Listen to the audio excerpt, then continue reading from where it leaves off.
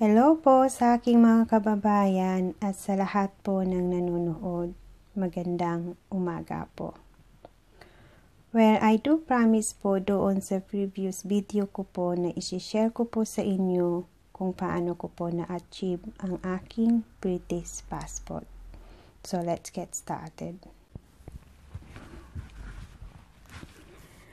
Well, mga kababayan ko, applying for a British citizenship is not an easy to do it. But I gonna show you mine so you have an idea kung paano po gagawin. So una-una po mga kababayan ko, nung ako'y dumating sa bansang United Kingdom, ang una-una ko pong ginawa ay magkaroon po ng address.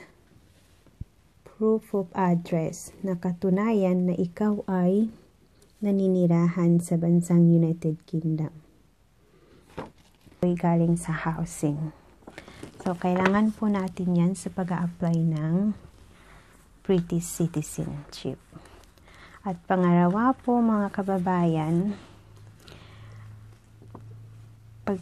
pag tayo po ay naninirahan na dito ng more than 5 years, ay pwede na tayo makakapag-apply ng atin citizenship, but hindi po ganun kadali.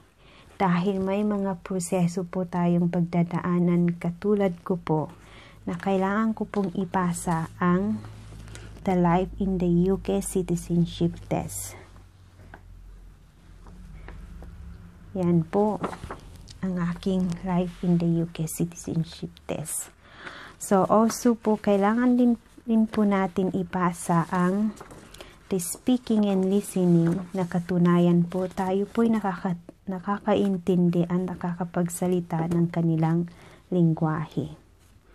So, yan po yung aking mga kababayan ko. And also, this is my certificate of my college.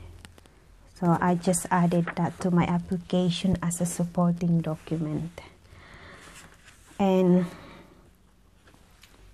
kung naipasa na po natin yung Life in the UK Citizenship Test, also yung speaking and listening, at kung ikaw ay nakatira sa Channel Island, kailangan mo rin ipasa yung booklet of the Channel Island. So, pag nagawa po natin yun, ay pwede na po tayong gumawa.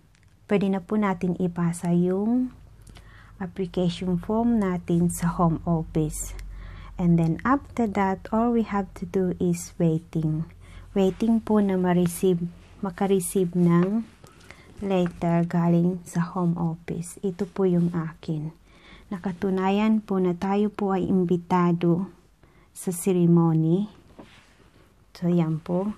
At pag tayo po ay umattend ng ceremony at natapos na po, mag-i-issue po sila ng Certificate of Naturalization as a British citizen, and this is it, the last bit that you needed para po magkaroon ng British passport. So, ito po yung akin. I just quick show you para makita rin ninyo mga kababayan ko. So that's the security features information.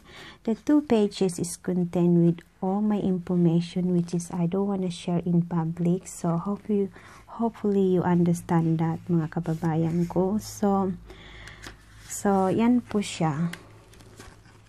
So napakagandang pasaporte.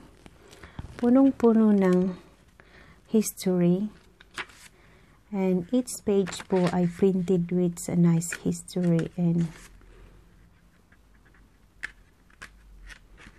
it's such a brilliant passport. Yan po siya mga kababayan. So, I hope na na-enjoy ninyo ang panunod ng aking video. And hopefully, ang video nito ay nakatulong sa inyo. At maraming salamat po sa panonood.